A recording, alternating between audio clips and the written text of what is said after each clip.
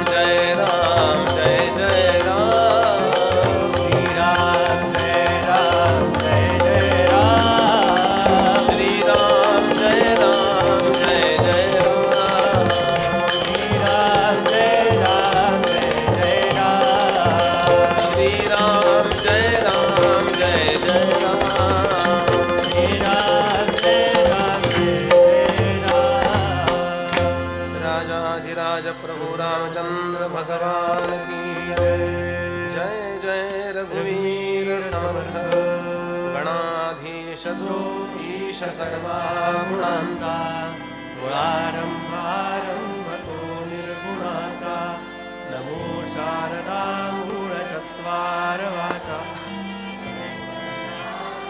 या राघवाचा गणेश शारदा चैव सद्गुरु सज्जनस्तथा आराध्य दैवतं गुह्यं सर्वं मे रघुनन्दनः शारदा सद्गुरु संत सज्जन कुळेश्वरू सर्वहि माझा रघुवीरू सद्गुरु रूपे श्रीराम माझे आराध्य दैवत परम गुह्य गुह्यातीत गुह्यपणाची मात न चले जेथे श्रीराम यो जातो मरुदंशजो क्षितितले संबोधयन् सज्जनान् ग्रंथं यो रचनं श्रीदासबोधाभिधम् यत्कीर्त्या पठनेन सर्वविदुषां स्वान्तापहारिः सदा सोऽयं मुक्तिकरक्षितो विजयते श्रीरामदासो गुरुः मला वाटते अंतरी त्वा वसावे तुझा दासबोधासि त्वा बोधवावे अपत्यापरी पाववे प्रेमग्रासा महाराजया सद्गुरु रामदासा ब्रह्मानन्दं परमसुखदं केवलं ज्ञानमूर्तिं द्वन्द्वातीतं गगनसदृशं तत्त्वमस्यादिलक्ष्यम् एकन्नित्यं विमलमचलं सर्वधी साक्षिभूतं भावातीतं त्रिगुणरहितं सद्गुरुं तन्नमामि गुरुर्ब्रह्मा गुरुर्विष्णुः गुरुर्देवो महेश्वरः गुरुः साक्षात् परब्रह्म तस्मै श्रीगुरवे नमः अनेन प्रीयतां देवो भगवान् जानकीपतिः श्रीरामचन्द्रः पूर्वेषाम् अस्माकं कुलदैवतं श्रोता वक्ता श्रीराम समर्थ श्रीराम समर्थ श्रीराम समर्थ जय जय रघुवीर समर्थ श्रीराम जय राम जय जय राम श्रीराम जय राम जय जय राम श्रीराम जय राम जय जय राम।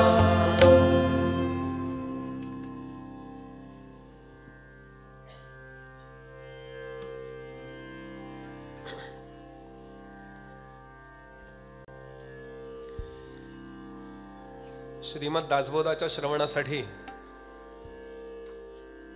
या परिवारमध्ये उपस्थित असणारे सर्व भाविक अधिकारी श्रोते सर्वांच्या त्या पुण्याईला नमस्कार करतो जी पुण्याई आपल्याला दासबोधाच्या प्रवचनाला घेऊन आलेली आहे।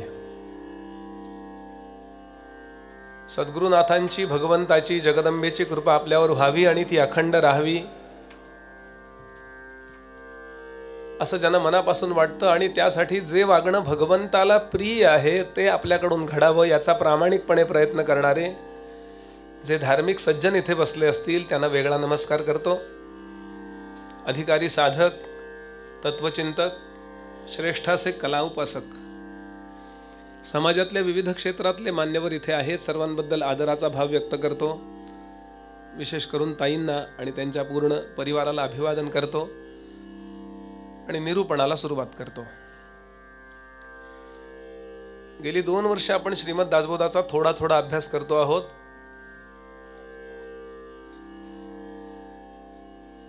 समर्थ रामदास स्वामी महाराजांनी वयाच्या 12व्या वर्षापासून 24व्या वर्षापर्यंत नाशिक जवळ टाकळीला मोठी तपश्चर्या केली। अनेक गायत्रीची पुरस्चरण केली। रामनामाचा 13 कोटीपेक्षा जास्त जप केला आणि या काळामध्ये पुष्कळ ग्रंथांचा सखोल आणि सविस्तर अभ्यास केला आणि यानंतर रामरायाच्या आज्ञेने संपूर्ण भारतवर्ष समर्थांनी पायी फिरून पाहिलं। देशाटन ज्याला म्हणतात आणि नुसते पाहिलं नव्हे तर त्या ठिकाणी जाऊन 1111 मारुती मंदिरांची स्थापना केली। आपला समाज उभा राहायला पाहिजे आणि उपनिषदामध्ये जो आपल्याला महामंत्र दिलाय की उत्तिष्ठत जागृत आणि प्राप्य वरान निबोधत, उठा जागे व्हा आणि आपल्या जवळच्या सगळ्या इफिशियन्स जे आहेत आपल्या सगळ्या कार्यक्षमता आहेत त्याचा पुरेपूर वापर करा। हाच ऋषीमुनींचा मंत्र समर्थांनी गावोगावी सोप्या भाषेत नेऊन पोहोचवला आणि जवळपास 12-13 वर्ष तीर्थयात्रा करून 1645 दरम्यान महाराष्ट्रामध्ये आले. महाराष्ट्रामध्ये सुद्धा काही ठिकाणी मारुती मंदिर म्हणजे तालीम अशा अर्थाने घ्या, जिम, जिथे वैचारिक प्रचारही केला जातो आणि शरीर मजबूत असलं पाहिजे याचाही प्रचार केला जातो. उपासनाही उत्तम पाहिजे आणि त्याबरोबर आपलं शरीरही अत्यंत धडधाकट पाहिजे याचा प्रचार समर्थांनी स्वतः आचरण करून केला. आणि यानंतर समर्थ शिवथरघळीमध्ये जवळपास 10 वर्ष राहिले. वरंधा घाटातून खाली जाताना शिवथरघळीकडे असा जो रस्ता आपल्याला आज दिसतो, मोठी घळ आहे. अनेक समर्थ घळीमध्ये खूप राहिलेले आहेत. मोरघळ आहे, रामघळ आहे, हेळवाकची घळ आहे चिपळूणच्या जवळ. कारण बांधावं काहीच लागत नाही, सगळ्या अर्थानं तयार असते. थोडीफार स्वच्छता करून घेतली की झालं. आणि इथे समर्थ राहिले शिवथरघळीमध्ये. आणि समर्थांच्या दृष्टीनं तो सगळ्यात आवडणारा त्यांचा मठ आहे, म्हणून त्या मठाचं नाव त्यांनी सुंदर मठ असं ठेवलेलं आहे. गणपती बाप्पाची स्थापना त्यांनी तिथे केली आणि पहिला गणेशोत्सव 1644-45 दरम्यान त्यांनी तो तिथे केला. समर्थांनी गणेशोत्सव सुरू केला असं स्वतः टिळकांनीच म्हटलेलं आहे. आणि इथे कल्याण स्वामींनी जवळपास 6 दशक लिहून घेतले. 7वां दशक त्यानंतर लिहिला गेला. 8वां दशक समर्थांनी पूर्वी प्रवासातच लिहिला होता, जो ज्ञानदशक बहुतेक यावर्षी तो येईल. आणि यावर्षी आपण निवडक दासबोध बघणार आहोत, नाही तर तो पूर्णच होणार नाही. काही गोष्टी रिपीट आलेल्या आहेत आणि ते समर्थ स्वतः सांगतात की कळाय करता मी पुन्हा पुन्हा तेच सांगतोय. तू इम्बाईब म्हणतात ना, एखादी गोष्ट मुरवायची असेल तर पुन्हा पुन्हा आई बजावून सांगते, पण गंमत होते जे बजावून सांगतो ना तेच आपण विसरतो. म्हणून त्याचाही आपल्याला सविस्तर अभ्यास करायचा आहे. जमेल तेवढा तरी करू. आणि यानंतर समर्थांनी मला जो बोध झाला, मला जे कळलंय ते मी लिहितोय अशा अर्थाने प्रतिपादित केलं. म्हणून दासबोध हा शब्द सोडवत असताना अनेक समास वापरलेत की दासांना झालेला दासबोध, दासांनी केलेला दासबोध, दासांनी दासांना दास्यत्वाचा केलेला दासबोध, असे अनेक विद्वान लोकांनी त्या दासबोध शब्दाचे समास केलेले आहेत, म्हणजे प्रकार केलेले. असा याला दासबोध म्हणावं. आपण सोपं घेऊया, दासांना झालेला बोध. कारण ते स्वतः, आपण त्यांना समर्थ म्हणतो पण ते स्वतःला रामदास म्हणून घेतात.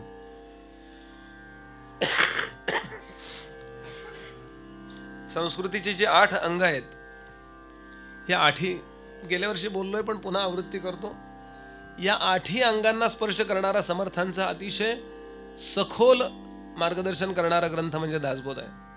धर्मकारण आहे याच्यामध्ये राजकारण आहे, याच्यामध्ये समाजकारण आहे, याच्यामध्ये अर्थकारण आहे. तुम्ही पैसे कसे मिळवले पाहिजेत हेही समर्थांनी सांगितलंय. बरं, वाङ्मय कसं असलं पाहिजे याबद्दल समर्थांनी सांगितलंय. विज्ञानाचा, सायन्सचा कसा अभ्यास तुम्ही केला पाहिजे याबद्दल समर्थ बोललेत. कलेबद्दल समर्थांना विलक्षण आवड आहे. स्वतः समर्थ उत्तम कला उपासक होते.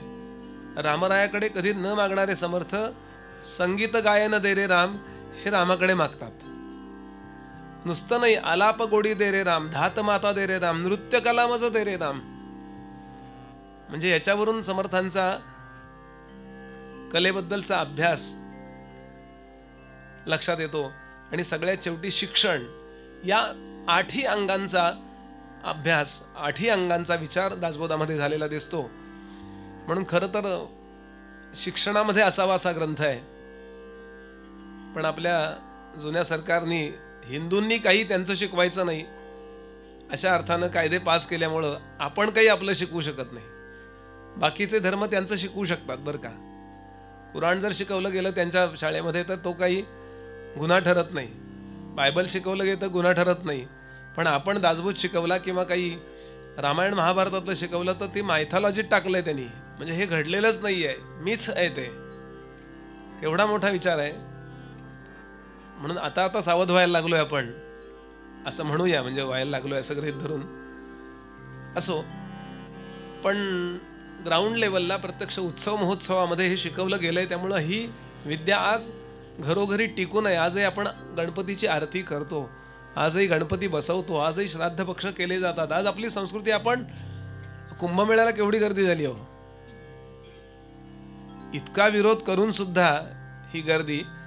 याचं कारण चिलटांनी गरुडाला विरोध केल्यासारखं आहे हे. आणि हे परवा 2 दिवसापूर्वी 8 तारखेला कळलंही असेल अनेक चिलटांना. असो, क्षमा करा, काही मतं समर्थांची स्पष्ट आहेत आणि ती असलीच पाहिजेत. आकस नको कोणाबद्दल, हे बरोबर आहे, पण आपली संस्कृती ही श्रेष्ठच आहे. जगन्नाथ पंडितांनी ज्या वेळेला दिल्लीला शहाजहान बादशाहच्या अनेक मौलवींना हरवलं, भारतीय धर्म किती श्रेष्ठ आहे समजावून सांगितलं, त्यावेळेला जे त्यांनी भाषण केलंय त्याचं मराठीकरण आपल्या दासगणू महाराजांनी केलंय. ते म्हणाले, असे श्रुतिज धर्म हा महीवरी खरा आहे. श्रुतिज म्हणजे वेद, श्रुती म्हणजे वेद, महीवरी खरा. कुराण बहुमागुनी उपजले विचारा करा. नदी न निधी होत असे, निधी म्हणजे समुद्र, नदी न निधी होत असे बहुत पूर आला जरी. अखेर मिळणे तिला निज जला सवे सागरी. आणि ते सागर म्हणजे आमचा हिंदू धर्म आहे, सागर म्हणजे आमचा भारतीय संस्कृतीचा धर्म आहे. आणि विलक्षण आत्मविश्वास धारण करून समर्थ फिरतात, गावोगावी सांगतायत. आणि त्यांनी जो उपदेश केलेला आहे तो एकत्रित आपल्याला दासबोधामध्ये मिळतो. म्हणजे दासबोधाचे 2 टप्पे पडतात, 1 ते 8 दशक आणि 9 ते 20 असे 2 टप्पे दासबोधाचे पडतात. या न्यायाने आपण बोलत आलोय हे, पण आपल्याला फक्त आठवण करून देतोय. गेल्या वर्षीच्या समारोपाच्या प्रवचनामध्ये 6व्या दशकातले 2 समास आपण पूर्ण केले होते. 6व्या दशकाचंच नाव आहे देवशोधन निरूपण. म्हणजे देव शोधला पाहिजे आणि त्या अनुषंगिक असणारे 10 मुद्दे, त्याचे 10 समास इथे आलेले आहेत. देवशोधन निरूपणामध्ये 10 मुद्दे 10 समासामध्ये आलेले आहेत. त्या देवशोधन नावाच्या दशकामधला पहिला समास आहे देवशोधनच. म्हणजे मला मुद्दा काय सांगायचा आहे ते सांगतायत. आणि त्यात त्यांनी सांगितलंय की कुठल्याही गावात तुम्ही राहिलात, एक थोड्या विचारात आपण, म्हणजे पिछले एपिसोड में देखा था असं, तुम्ही कुठल्याही गावात राहता, कुठल्याही देशात राहता, तेव्हा तुमचं आधार कार्ड तयार पाहिजे की नाही, तिथलं ओळखपत्र तयार पाहिजे की नाही. अशा अर्थानं समर्थाने इथे लिहिले की कोणी येके ग्रामी अथवा देशी राहणे आहे आपणासी, न भेटता तेथील प्रभूसी सौख्य कैसे. तुमच्याकडे काहीतरी आयडेंटिटी असली पाहिजे. माझ्याजवळ आधार कार्ड आहे म्हणजे काय, मला हे राज्य ओळखतंय असं मी सांगतोय, मला राजा ओळखतोय, पंतप्रधान ओळखतायत मला, म्हणजे मी त्यांचा आहे ना शिक्षक, म्हणजे असा मी या भारतातला नागरिक आहे असं. मग साधा मुद्दा आहे, आपल्याला एखाद्या गावात राहायचं असेल, अहो साधं सोसायटीत एखाद्या राहायचं असेल तर काय काय सोसावं लागतं. तिथला जर मुख्य मनुष्य आपल्या ओळखीचा असेल, नवे वॉचमॅन ओळखीचा असेल तर गाडीच्या पार्किंगचं सोपं होतं की नाही, लावा तुम्ही मी आहे इथे म्हणतो की नाही तो. तसंच आहे, किती सोपं करून सांगितलं समर्थांनी. तसं विश्वव्यापक परमात्मा, या विश्वाचा चालक मालक आणि पालक, त्याची ओळख करून गेल्याशिवाय राहता कसे तुम्ही इथे. आस्तिक आणि नास्तिक बद्दल बोलतायत ते. मी देव मानतो आणि देव मानत नाही यात खूप लोक अडकलेले असतात. अहो मानतात ते काही फार मोठे शहाणे असतात असं नाही, न मानतात ते फार मोठे विशेष असतात असं काही नाहीये. मानणं न मानणं नव्हे, त्याला शोधून काढा ना तुम्ही. आणि तो हा मुद्दा इथे आलाय. देव मानतो म्हणजे काय आपण आस्तिक असू नये असं आहे. पारमार्थिक असणं वेगळं, नुसतं आस्तिक असणं वेगळं. प्रत्यक्षामध्ये मी त्याच्याकरता प्रयत्न करणं वेगळं. मी मानतो बरं का, हे काही उपकार नाही आहेत. एक जण म्हणला मी सूर्य मानतो, दुसरा म्हणला मी सूर्य मानित नाही. असे न मानणारे 100-500 लोक जमले एकत्र. समर्थांची ओवीच आहे दासबोधातली. आणि त्याने ठरवलं आम्ही नाही सूर्य मानत, आम्ही थुंकतो सूर्यावर. आणि जास्तीत जास्त सूर्य कधी प्रखर असतो ते म्हणले दुपारी 12ला थुंकू म्हणले आम्ही. पण सगळे 12 वाजता एकत्र जमले म्हणे. समर्थांची ओवी सांगतो मी आपल्याला, मी 12 वाजता ही आधुनिक भाषेत बोलतोय. समर्थ म्हणाले माध्यांनी थुंकता सूर्यावरी, तो थुंका पडेल आपणावरी. काय समर्थांची ओवी आहे. मग दुसरे लोक मानणारे एकत्र जमले. त्यांनी अनेक प्रकारचे नॅपकिन आणले, स्वच्छता करायला ते असतं ना दांडीचं ते असतं ना, नाही का, ते आपल्या घरात आहे कळल्यावर आजूबाजूचे लोक दिवाळीच्या दरम्यान आपल्याशी चांगलं बोलायला लागतात ते आणलं आणि ते सूर्य पुसायला लागले म्हणे. समर्थ सांगतात सूर्यावर थुंकणाऱ्याने सूर्याचं डायमेन्शन कळलं नाही आणि सूर्य पुसणाऱ्यांनाही काय डिफेन्सची गरज नाही हो या सगळ्या, काय समर्थ असतील. आणि म्हणून समर्थ सांगतात ब्रह्मा विष्णू आणि हर त्यांना सुद्धा निर्माण करणारा कोण आहे हे ओळखलं पाहिजे, हे जाणलं पाहिजे. मोठा विचार करावा. मूर्ती ही आपली फक्त व्यवस्था आहे उपासनेची, त्यामध्ये राम मावतील का, रामाचे विचार एवढ्यात मावतील का. पण आपली पूजा कशी घेणार म्हणून तो तेवढा झालाय. तुका म्हणे आता होवनी परिमित, माझे काही हित आचरावे. परिमित हो देवा आणि माझी सेवा घे म्हणून तू छोटा हो. म्हणून त्याच्या त्या अवताराला अर्चावतार असं म्हणतात. अर्चा घेण्याकरता घेतलेला, अवतरती म्हणजे खाली उतरला, आपल्या स्टेपला आला तो, असं एकूण आहे. आणि म्हणून असा तो देव शोधला पाहिजे जो विश्वनिर्मिती पूर्वी होता, विश्वनिर्मितीनंतर विश्वरूपानं आहे. आणि विश्व जेव्हा डिमॉलिश होईल, विश्व जेव्हा नाहीसं होईल, त्यावेळेला सुद्धा ते तत्व उरेलच. समर्थ सांगतात त्याला ओळखा म्हणून देव ओळखावा, जन्म सार्थकची करावा. काय समर्थांच्या कन्सेप्ट आहेत बघा. फक्त समर्थ मला खूप वेळा वाटतं दासबोध लिहून काढा. अनेक म्हणजे वाटतं म्हणजे मी स्वतः करायचं आणि लोकांना सांगायचं. लिहून काढायला लागलो ना आपण की आपण समर्थांच्या प्रेमातच पडतो. आपण व्यर्थ त्या अशा कुठल्या गोष्टीत रमणारच नाही. म्हणून देव ओळखावा, जन्म सार्थकची करावा, नकळे तरी सत्संग धरावा म्हणजे कळे. सत्संगात राहा. संत साधू आपल्याला देव ओळखायला शिकवतात.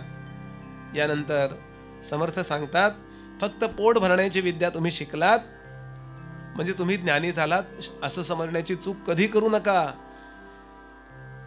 पोट भराव्या कारणे नाना विद्या अभ्यास करणे, त्यासी ज्ञान म्हणती परितेणे सार्थक नव्हे. जन्मवरी पोट भरिले, देहाचे संरक्षण केले, पुढे अवघेची व्यर्थ गेले अंतकाळी. केव्हा तरी ही गोष्ट जाणून घ्या की देह प्रारब्ध आहे तोपर्यंत राहणार आहे. तुम्ही जेवताय म्हणून राहत नाही. तुम्ही मेडिसिन्स मध्ये भरपूर जर मेडिसिन वरती माणसं जगत असते तर डॉक्टरांचे पणजोबा दिसले असते की नाही आज. फक्त मी सर्दीचं औषध घेतलंय असं वाटत राहतं. मला परवा एकाने छान सांगितलं, सर्दीचं औषध नाही घेतलं की 7 दिवसात सर्दी बरी होते आणि घेतलं की 8 दिवस लागतात बरी व्हायला. म्हणजे मी घेतलंय एवढंच फक्त वाटत राहतं म्हणलं, बाकी काही नाही. प्रारब्ध टाळतायत. आपण कोरोना काळात पाहिलंय. थोडाफार काय कणभर ऍडजस्टमेंट करता येते, आपण पोस्टपोन करतो रोग. मला आता त्या विषयात जायचं नाहीये. खूप नीट विचार करावा, गंभीर विचार करावा की अरे देहाचं प्रारब्ध जोपर्यंत आहे तोपर्यंतच तो राहणार आहे. प्रारब्ध म्हणजे या जन्मीचं भोगायला आलेलं आणलेलं जे परिपक्व कर्म, प्रकर्षेण आरब्धम इति प्रारब्धम. ज्या कर्माने आपल्याला फळ द्यायला आरंभ केला त्या कर्माला प्रारब्ध कर्म असं म्हणतात. आणि जेव्हा आपण गेला जन्म टाकून दिला कुठला आणि मरून गेलो आपण, त्यावेळेला आपल्या आतमध्येच असणारा अंतर्यामी असणारा यम नावाचा कोण देव, देवता शास्त्रातला मुद्दा. यम म्हणजे तो रेड्यावरनं येतो, मिशा मोठ्या असतात, या सगळ्या कल्पना आहेत. सगळ्यांच्या अंतर्यामी म्हणजे मुंगीच्या अंतर्यामी पण तो यम आहे. आतमध्ये राहून आपल्याला रूल करणारा तो ठरवतो. म्हणजे ती सिस्टीम ठरवते. ऑटो जनरेटेड म्हणतात ना, असं आहे की बुवा या बुवाला आता याला काय आमक्या जन्माला घालायचं, याची काय बुवा प्रवचन कीर्तनाची वासना आहे, ठीक आहे हरकत नाही. किती भोग भोगणार आहे हा बुवा? 70 कोटी 570 भोग भोगणार आहे हा. मग एवढे सगळे भोग सुखदुःखाचे किंवा संमिश्र असे भोग जे आहेत, हे भोग ज्या देहानं भोगता येईल अशी पुरचुंडी करतो तो.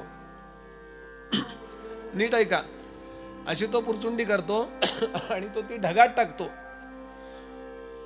ढगातून ती पाण्यातनं जमिनीवर येते.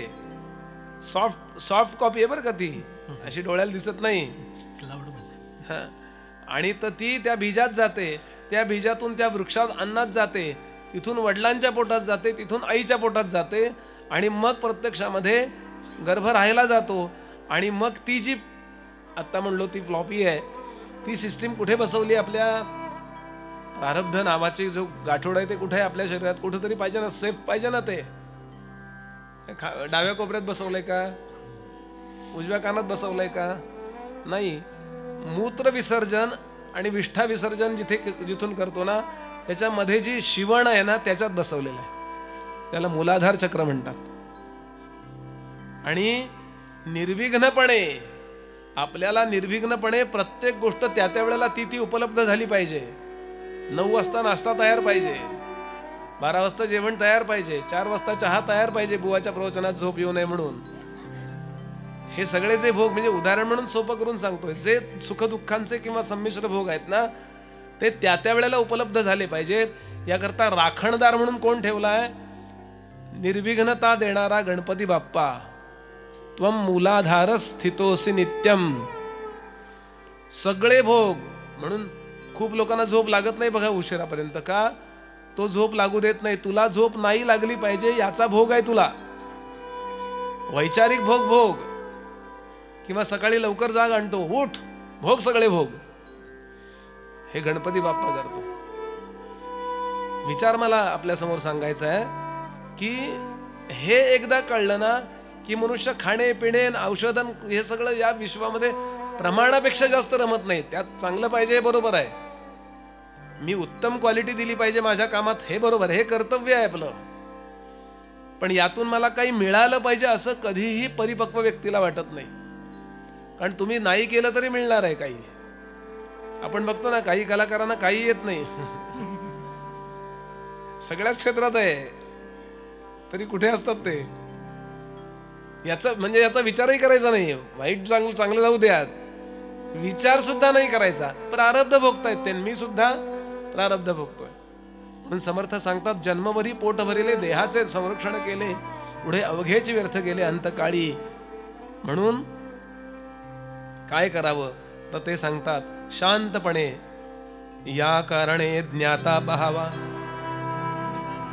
आहा, काय ओवी आहे होय. त्याचा अनुग्रह घ्यावा, सारा सार विचारे जीवा, मोक्ष प्राप्त. सार आणि असार याचा यथासांग विचार अंतःकरणामध्ये घेऊन असाराचा मनोमन त्याग केला आणि सारभूत म्हणजे घेण्यासारखी गोष्ट आहे तेवढीच आपण स्वीकारली की परिणाम एक होतो, आणि तो म्हणजे आपल्याला मोक्ष मिळतो. त्याचं वर्णन करणारा समास पुढचा आपण पाहिला. मग काय होतं? अनेक टप्पेवार ज्ञान हे पुढे येणार आहे, म्हणून मी त्याचा फार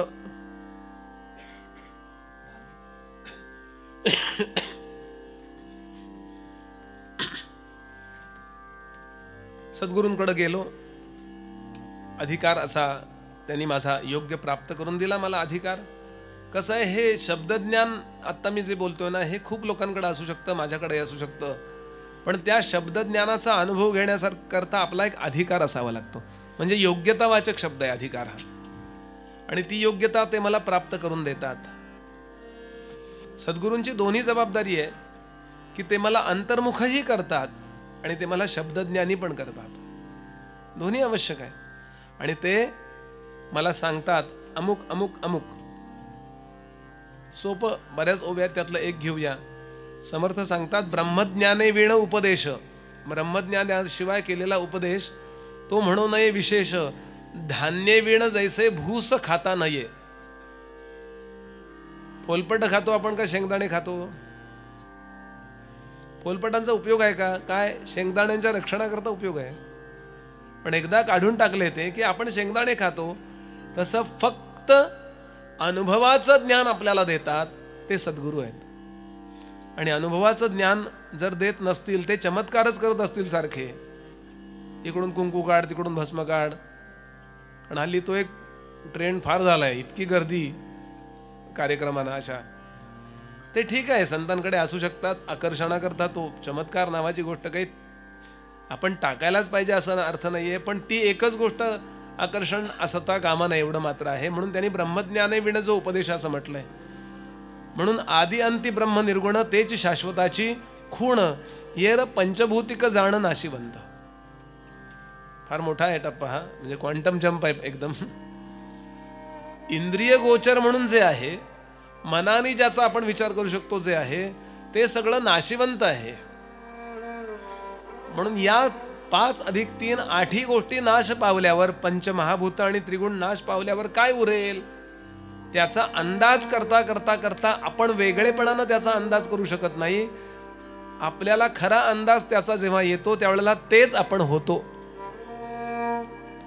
समर्थ सांगतात बरं. आणि समर्थांची ओवी आहे की तयास म्हणावे देव, त्याला देव म्हणतात. वरकड लोकांचा स्वभाव जितुके गाव तितुके देव जना कारणे. एकदा त्या देवाचा निश्चय झाला. खरा देव कुठला हे विश्व निर्माण होण्यापूर्वी जे तत्व होतं तो खरा देव, आणि ते मी आहे असा निश्चय. हा जेव्हा निश्चय होतो तयास म्हणेजे देव, ऐसा देवाचा निश्चय झाला. देव निर्गुण प्रत्ययाला आता आपणचे आपला शोध घ्यावा. आणि तो शोध घेता घेता असं कळतं की तत्वांचे गाठोडे शरीर, पंचमहाभूतांचं गाठोडं म्हणजे हे शरीर आहे. हे जेव्हा कळून जातं आणि एकदम यातनं आपण डिटॅच होतो. आता अटॅच आहोत ना आपण. देह म्हणजेच आपली ओळख असं आपल्याला वाटतं. आरशामध्ये कशाला पाहतो इतक्या वेळेला? म्हणजे एकदा पाहिलं पाहिजे, नीट दिसलं पाहिजे, हे बरोबर आहे. पण दिवसभरामध्ये 50 वेळा कारण काय? कारण आपण त्यालाच मी समजतो.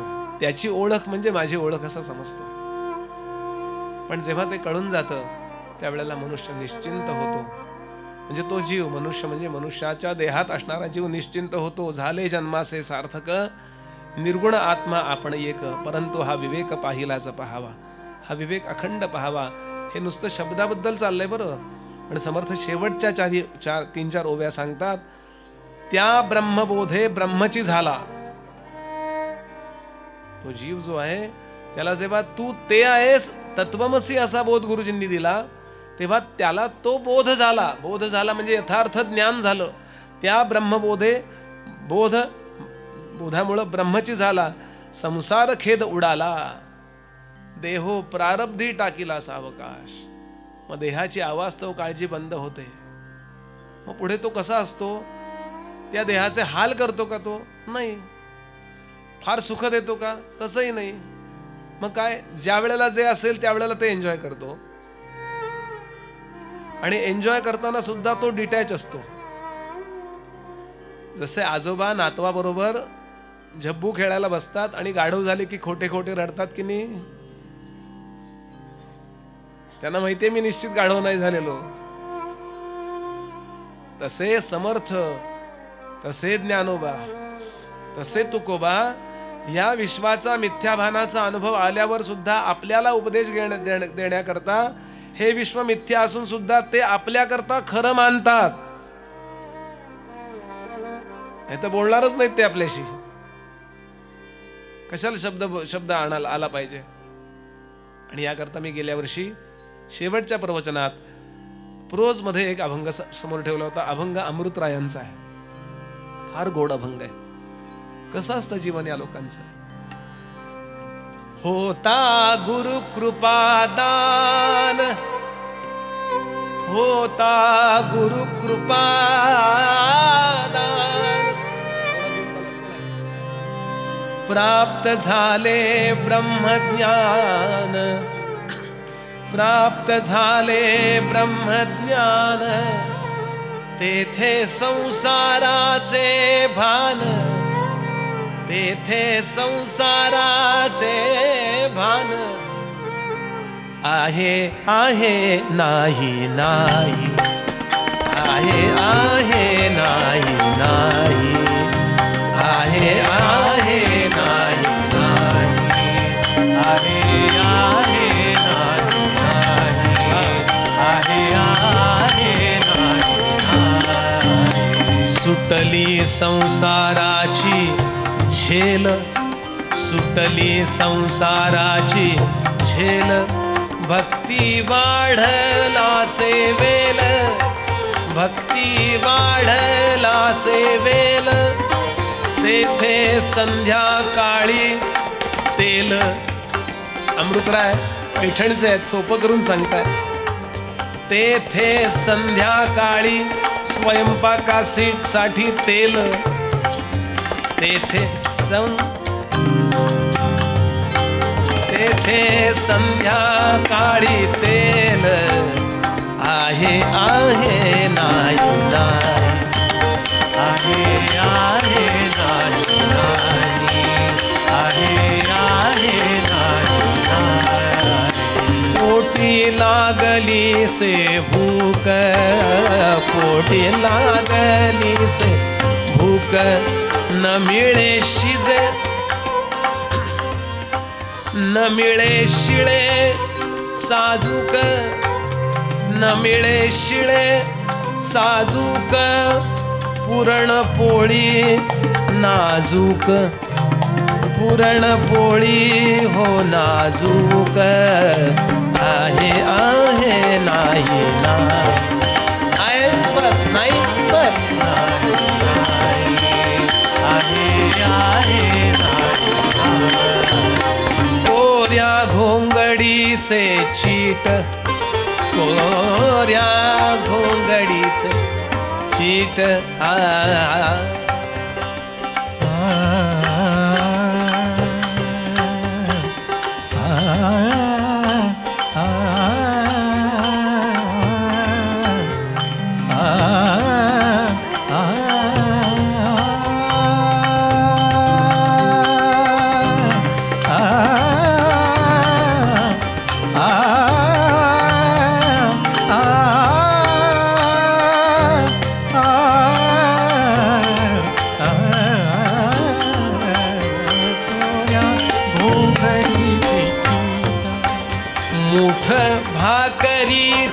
पीठ, मुठभर भाकरीचे पीठ, तेथे वर्णाला मीठ, तेथे वर्णाला मीठ, आहे आहे नाही ना, आहे आहे नाही नाही, आहे आहे नाही.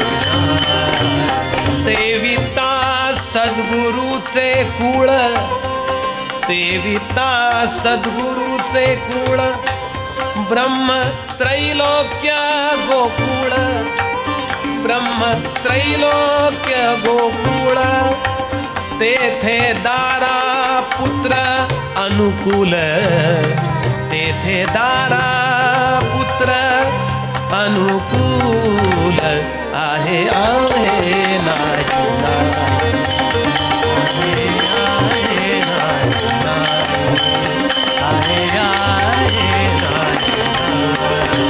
अमृत म्हणे हा परमार्थ, हा परमार्थ आहे. कुठल्या तरी रंगाचं वस्त्र नेसायचं, मला शिवू नको, इकडे जाऊ नको आणि उड्या मारत चालायचं भस्म लावून, हा परमार्थ नाहीये. तो धर्माचा एक छोटा भाग असेल, कदाचित काही वेळा अनिवार्य पण असेल. खरा परमार्थ आहे आहे नाही नाही, प्रारब्धी टाकीला देहो. बस माझ्या कर्तव्यात मी चुकणार नाही. खूप नीट ऐका, माझ्या कर्तव्यात मी चुकणार नाही, माझ्याकडून कधी कुणाचं वाईट होणार नाही. आणि तिसरी गोष्ट, विश्वनिर्मात्याला सद्गुरूंना मी कधी विसरणार नाही.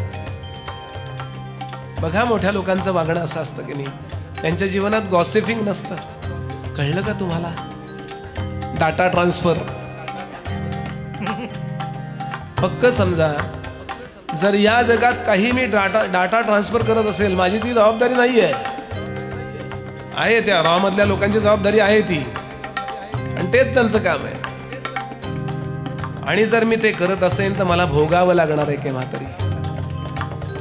ते सांगतात, अमृत म्हणे हा परमार्थ, अमृत म्हणे हा परमार्थ, अमृत म्हणे हा हा हा हा हा परमार्थ, अमृत म्हणे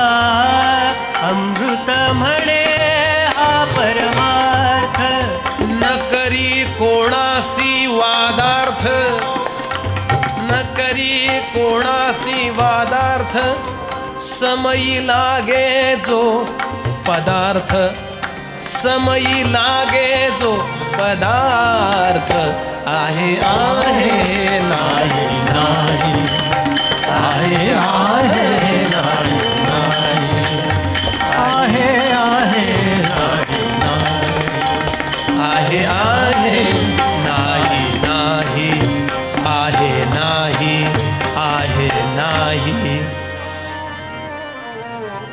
काय समर्थांची उभे. आता होणार ते होय नका आणि जाणार ते जाय नका. तुटली मनातील आशंका जन्म मृत्याची.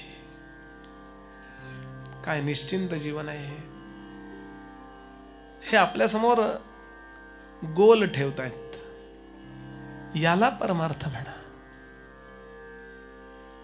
नाशिवंत पदार्थामध्ये नाशिवंत अशा गोष्टीमध्ये जीव जर प्रमाणापेक्षा जास्त अडकला असेल, कर्तव्य म्हणून असणं वेगळं. आणि दोन शब्द आहेत इंग्लिशमध्ये, इन्व्हॉल्व आणि एन्टँगल. इन्व्हॉल्वमेंट हे आपलं प्रारब्ध आहे आणि एन्टँगलमेंट ही आपली हौस आहे. मुलाला उत्तम शिकवणं हा आपला इन्व्हॉल्वमेंट आहे आणि मुलांनी माझ्याकरता अमुक केलं नाही म्हणून वाईट वाटून घेणं म्हणजे मी कर्तव्य नाही केलेलं. कर्तव्य केल्यानंतर कर्तव्य आहे ते. मी लालचीनं ती गोष्ट केलेली असते. आणि ते सांगतात संसारी पुंडावे चुकले पुन्हा पुन्हा येणं चुकलं. देवा भक्ता ऐक्य झाले मुख्य देवास ओळखले सत्संगे करून. म्हणून दासबोध हा लाईफ मॅनेजमेंटचा ग्रंथ आहे. हा सोहळ्यात ठेवण्याचा ग्रंथ नव्हे. आदर म्हणून आपण तो सोहळ्यात ठेवावा पण जीवनभर. म्हणून आजच सकाळी वाक्य वाचलं की देवासमोर जाऊन तुम्ही कसे काय मागता त्याच्याकडे हे महत्वाचं नाहीये. देवाकडे तोंड केल्यानंतर तुम्ही काय मागता हे महत्वाचं नाहीये. देवाकडे पाठ केल्यावर तुम्ही कसे वागता हे महत्वाचं आहे. 24 तास दासबोधांनी माझा असा कंट्रोल घेतलेला पाहिजे. तो लोकांना प्रवचनात सांगण्याचा विषय नाहीये. ही अखंड दासबोध जगावा, अखंड ज्ञानेश्वरी जगावी. आणि म्हणून सगळ्या जगामध्ये इंडियन कल्चर श्रेष्ठ काय. आपल्याकडे फक्त चर्चमध्ये चांगलं वागायला सांगितलं नाहीये, 24 तास चांगलं वागायला सांगितलं. भक्तियोगाची व्याख्या काय ज्ञानोबाची. जे जे भेटे भूत ते ते मानिजे भगवंत हाची भक्तियोग निश्चित जाण माझा.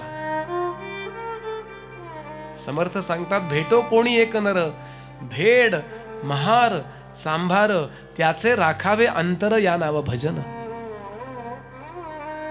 आणि म्हणून Indian culture is the best culture. ही गोष्ट परदेशी लोकांना कळायला लागली आहे. म्हणून ऍपलच्या कंपनीचे मालक मालकीण कुंभमेळ्यात येतात आणि आपले येडे म्हणतात त्यांनी काय होणार आहे.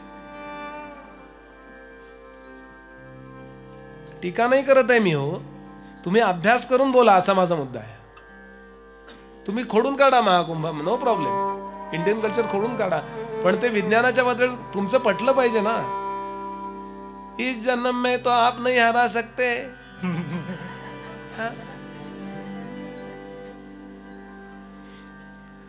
कशाला बोलायचं असं. त्याचं कारण त्यांनी माझं प्रवचन ऐकलं नाही हे लक्षात ठेवा ना. म्हणजे प्रवचन ऐकलं नाही माझा हा शब्द काढून टाका. यानंतर श्रीराम जय राम जय जय राम श्रीराम जय राम जय जय राम श्रीराम जय राम जय जय राम. आता पुन्हा संवाद सुरू झाला.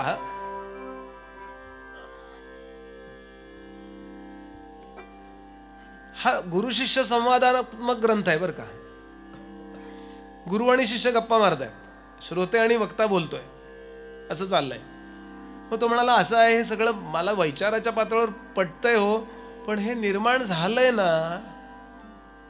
मग निर्माण झालेलं जर असेल तर त्यात काहीतरी इन्व्हॉल्वमेंट असणारच आहे ना. हो कसं निर्माण झालं म्हणून तिसरा समास आहे मायोद्भव निरूपण.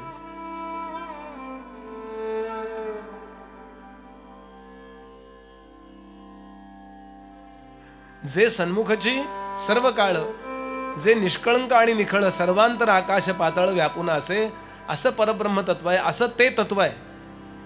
आपल्याला माहिती आहे ना की हे ह्या सगळ्याचं मटेरियल एकच आहे असं म्हणतात मग त्या मटेरियलमधनं आपण पिरियॉडिक टेबल तयार केलंय आणि 108 गोष्टींचं ते बनलेलं आहे असं आपण आज शिकतो. पण हे केव्हा तरी एक होतं असं कितीतरी याच्यावर विज्ञानाचे ग्रंथ आहेत. स्टीव्हन वाइनबर्ग नावाचा एक मोठा वैज्ञानिक होऊन गेला. त्यानं पर्स 3 मिनिट्स नावाचं एक पुस्तक लिहिलं. 250 पानांचं पुस्तक आहे, पर्स 3 मिनिट्स. तो म्हणला हे काही नव्हतं आणि 10 वरती 17 शून्य दिली तर किती आकडा तयार होईल एवढे ते फॅरेनहाइट्स वगैरे का सेंटीग्रेड असं त्यांनी लिहिलंय काहीतरी. थोडं फॅरेनहाइट काय नाही, इतक्या ह्याला कोण जगणार आहे. सूर्य सुद्धा जळून जाईल असं आहे, बाकी सोडून द्या. असं एक मोठा स्फोट झाला म्हणतो तो, म्हणजे त्याचं म्हणणं आहे ते. आणि त्यातून हे सगळे 3-4 प्रकारचे कण तयार झाले, न्यूट्रॉन्स तयार झाले, फोटॉन्स तयार झाले आणि मग हे सगळं बनत गेलं वगैरे. बनतंय ना हे, म्हणजे कुठल्याही दृष्टीने बघा हे बनलंय असं वैज्ञानिक पण म्हणतात आणि आपल्याला अनुभव आहे ना. आता डोळ्यानं दिसतंय की नाही, आपल्याला कानाने ऐकू येतंय की नाही, त्वचेला स्पर्श कळतोय की नाही, मनानं आपण विचार केला की नाही मी इतक्या वर्षाचा आहे. अनेक गोष्टी अशा काला आतमध्ये झालेला आहे की नाही. काल्याला कर्दम म्हणतात संस्कृतमध्ये. ते म्हणाले या कर्दमाचा विचार आता तो काला वेगवेगळा काढायचा आहे, एकत्र सगळं कालवल्यावर कसं काढणार. ते म्हणाले या कर्दमाचा विचार करू जाणती योगेश्वर जैसे क्षीर आणि नीर राजहंस निवडिती. प्रश्न काय आहे, आधी त्यांनी सांगितलं की असा तू आहे नाही पर्यंत जा. तो म्हणला पण जाऊ कसा, कारण अनुभव असा येतोय की माझी बायको माझ्याशी भांडते किंवा माझा नवरा मला काहीतरी बोलतोय किंवा मुलगा काही बोलतोय, मित्र काही बोलतोय किंवा अनोळखी मनुष्य रस्त्यात बोलतोय किंवा एम्प्लॉईज ना अनेक बॉस त्रास देतात ना, किंवा काही एम्प्लॉईज बॉसला त्रास देतात. प्रॉब्लेम आहेच ना. किंवा चांगलं वागतं हा सोय प्रॉब्लेम आहे. काही वेळा इतके लोक चांगले वागतात ना की त्याच्यामुळे आपण त्यांचाच विचार करत बसतो. बघा किती चांगला आहे ना तो, किती चांगला आहे ना तो, किती चांगला आहे ना तो, किती चांगला आहे ना तो. असंही होतं, क्वचित होतं. मुलगा उर्मट बोलला किंवा सुनबाई उर्मट बोलली तरी वाईट वाटतं, खूप आदर द्यायला लागली तरी सुद्धा अनबिलिव्हेबल असं काहीतरी वाटतं ना. म्हणजे आपल्याला या जगात घडणाऱ्या घटना किंवा भावना आपल्याला येणाऱ्या हे जग खरं मानायला भाग पाडतात. आणि तुम्ही म्हणताय आहे नाही इथपर्यंत कसं काय जाऊ. ते म्हणाले याकरता आपल्याला दूध आणि पाणी एकत्र करून ठेवलंय, ते वेगळं काढण्याची कला शिकून घ्यावी लागेल. म्हणजे बोलण्या एवढं सोपं नाही आहे नाही. आणि इथं उदाहरण दिलंय नीर. त्या आपल्याला माहिती आहे राजहंस नावाचा जो पक्षी असतो त्याच्या पुढे जर आपण दूध ठेवलं, दुधात पाणी असतंच. म्हणजे ते बादली घेतानाच थोडं पाणी घेऊन बसतात त्या गाईच्या इथे, नंतर घालतील वगैरे ते जाऊ द्यात. आणि त्या राजहंसाजवळ अशी व्यवस्था असते, त्याच्या त्या चोचीमध्ये असे काही लिक्विड्स असतात, असे काही द्रव्य असतात, एका क्षणात ते दूध नासतं.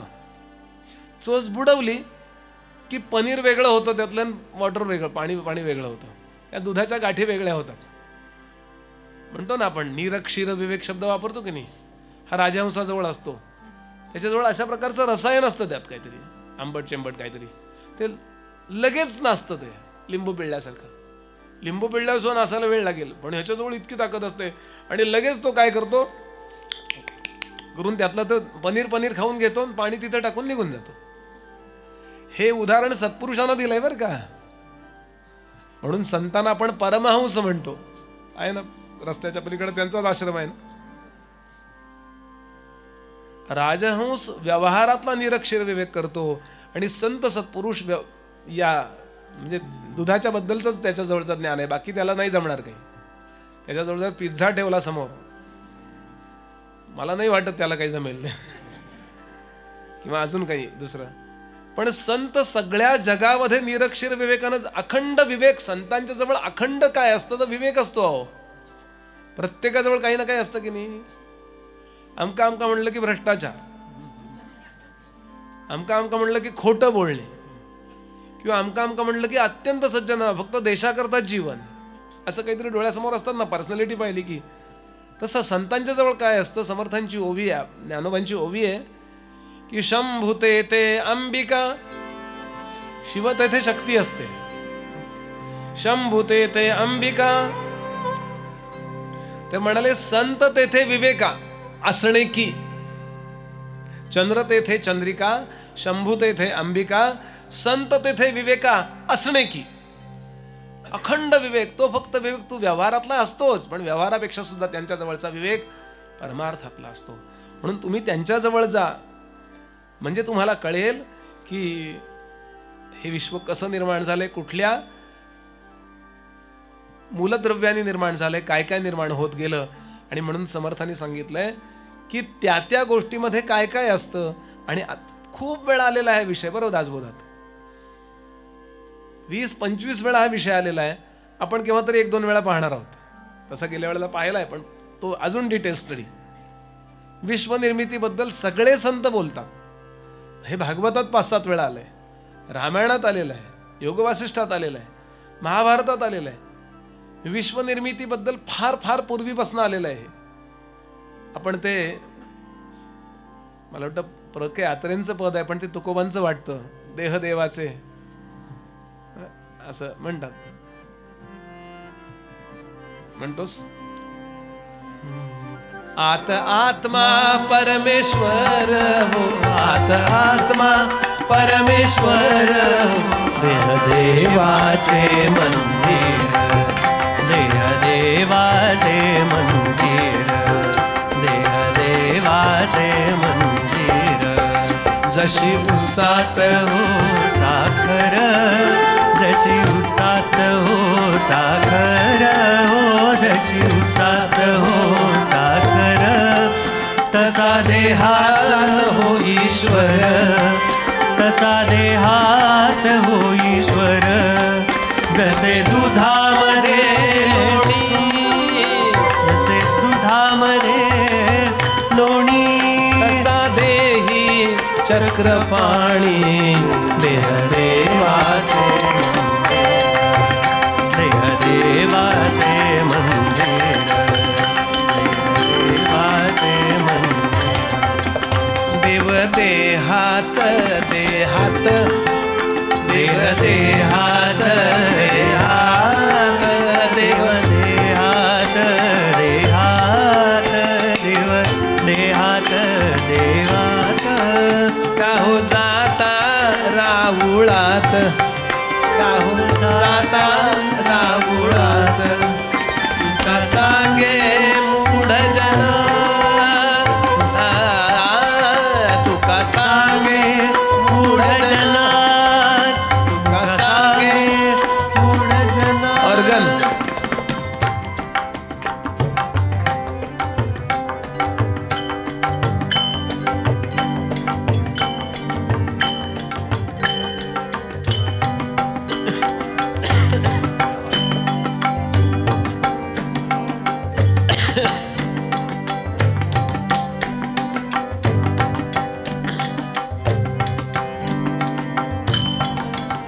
तुका सांगे मूढ जना, देही देव का पहाना, देह देवाचे मंदिर, देह देवाचे मंदिर, देह देवाचे, देह देवाचे, देह देवाचे मंदिर.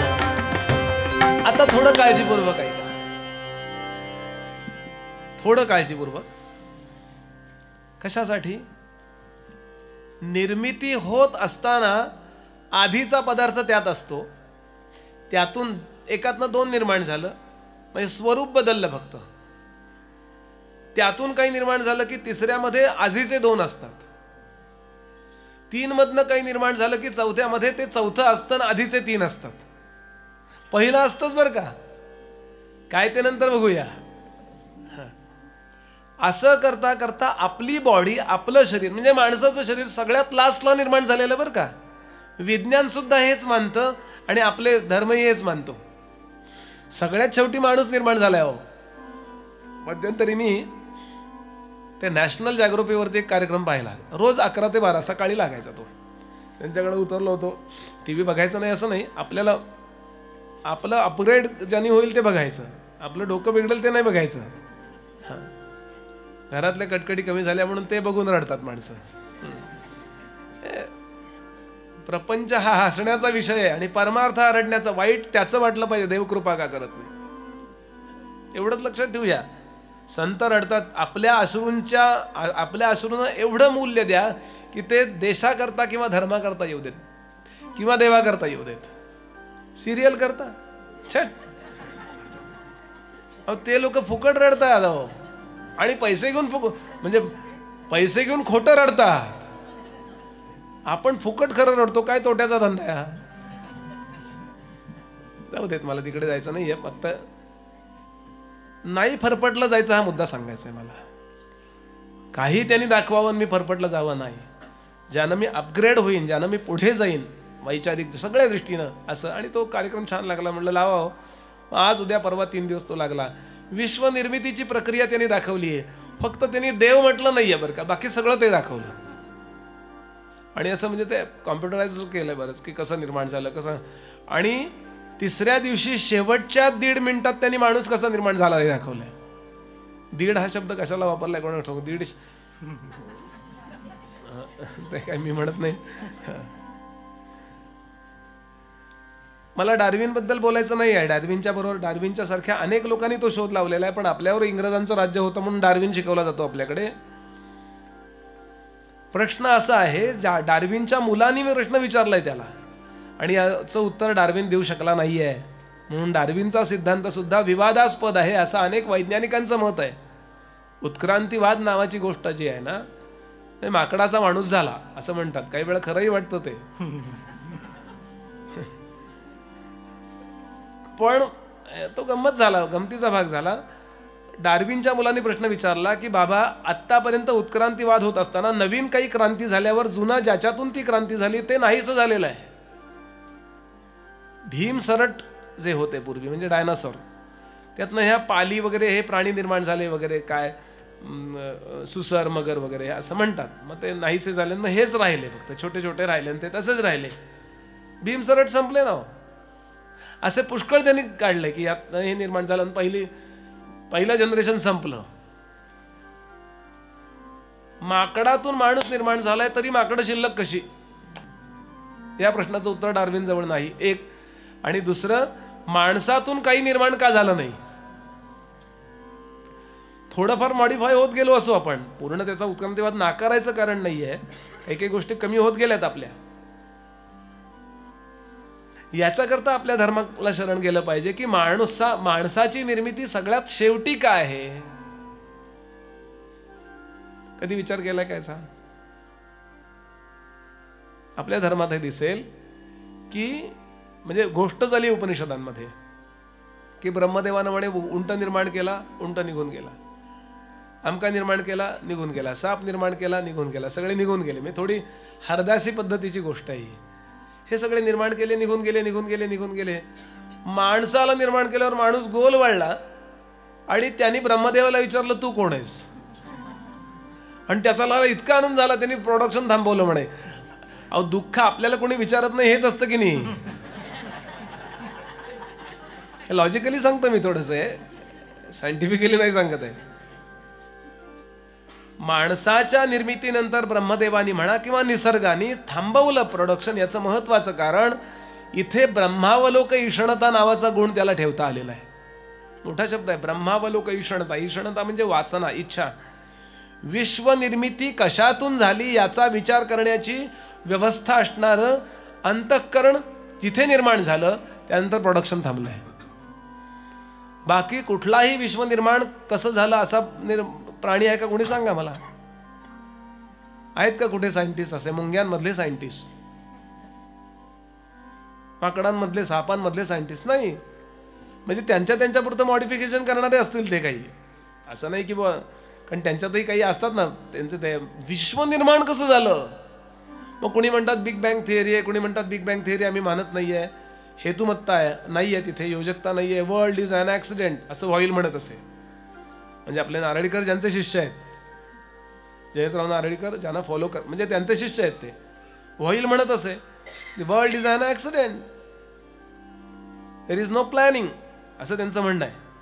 आता विशेष म्हणजे व्हॉईलचं म्हणणं नाकारणारे वैज्ञानिक जास्त झाले.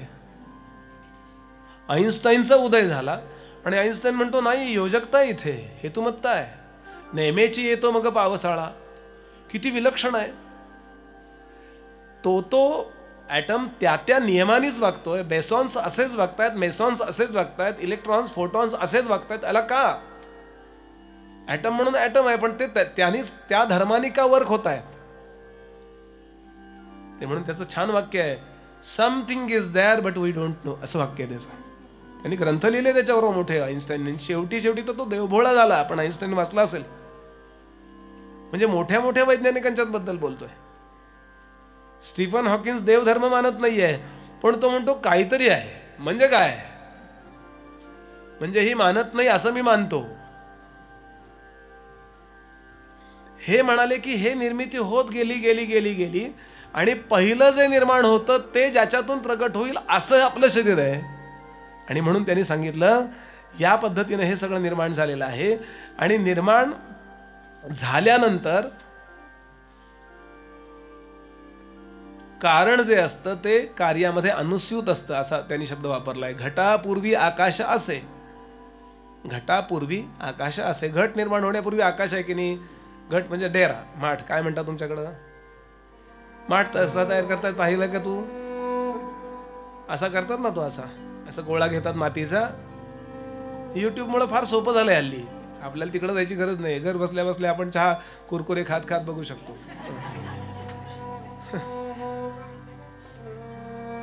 आणि आता मला सांगा, आकाश म्हणजे अवकाश, स्पेस. घट निर्माण होण्यापूर्वी स्पेस आहे की नाही. म्हणजे त्या मठा, त्या जिथं तो कुंभाराचं जे वर्कशॉप आहे की नाही. मग तो काय करतो, गोळा घेतो मातीचा आणि त्याचं ते चाक फिरत असतं, त्याच्यावरती ते मध्ये ठेवतो आणि गोल गोल फिरताना त्याला असं, अरे असं एकदम असं धरतो आणि ते एकदम ते निर्माण होतानाच आकाशात शिरतं की नाही. आधी शिरतं का नाही. थांबा, तुम्ही आधी वाट तयार करा, नंतर मी. असं काही होतं का. ज्या क्षणाला माठ तयार होत असतो त्याच वेळेला ते अवकाश त्यात शिरतं, असं म्हणायचं. शिरलंय का, वेगळी त्याची एंट्री आहे का. अवकाशामध्ये माठ बनला असं म्हणा. समर्थ म्हणाले तसं विश्व निर्माण झालंय. घटापूर्वी आकाश असे, घटामध्ये आकाश भासे, पण घट फुटता न नासे आकाश जायचे. माठ फोडला, आता कुठं गेला आकाश. नाही म्हणले, बाहेरच्या आकाशात मिसळलं. आधी वेगळं होतं का, नव्हतं का. तसं या शरीरातलं जे परमात्मा तत्व आहे, चैतन्याचं कारण, जिवंतपणाचं कारण, थोडं काळजीपूर्वक ऐका. दासबोध ऐकणं म्हणजे हे ऐकणं आहे.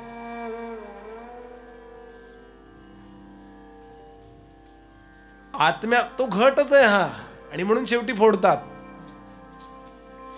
माझे गुरुजी सांगतात हा घट आहे, हे कुणीतरी आपल्या समोर घट धरण्यापूर्वी लक्षात आलं पाहिजे. लक्षात येते का बघा, सांगायचा भाव असा.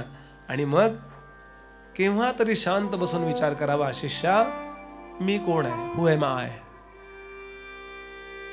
तत्वांचे गाठोडे शरीर, मी मी मी कायम आपण बोलतो. आपण भागवतात ऐकलेला आहे खूप वर्षापूर्वी, 10 वर्षापूर्वी भागवत झालं होतं, त्यावेळेला मी आपल्यासमोर हा मुद्दा थोडक्यात सांगितला होता. प्रसंग कुठला आहे,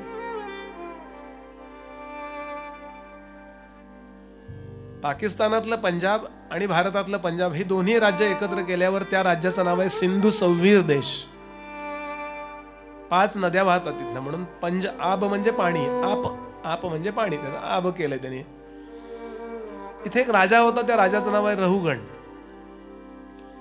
त्या रहुगणानं सत्तेचा, विषय सुखांचा सगळा भरपूर उपभोग घेतला आणि त्याच्या लक्षात आलं की अरे यार, यात नाही, म्हणजे यात कंप्लिशन सर्टिफिकेट मिळत नाही, यात तृप्त नाही होत मनुष्याने. आता डोळ्यांनी बराच वेळ पाहिलं की आता कानाने काहीतरी करावं असं वाटतं. अहो, खाताना सुद्धा नुसता एकच पदार्थ खाऊन नाही चालत. मग चकली पाहिजे, काही कुरकुरीत लागतं, मग डाव्या बाजूला काहीतरी पाहिजे. म्हणजे त्यातही आपण सारखा बदल पाहिजे आपल्याला, हे काही खरं नाही म्हणलं.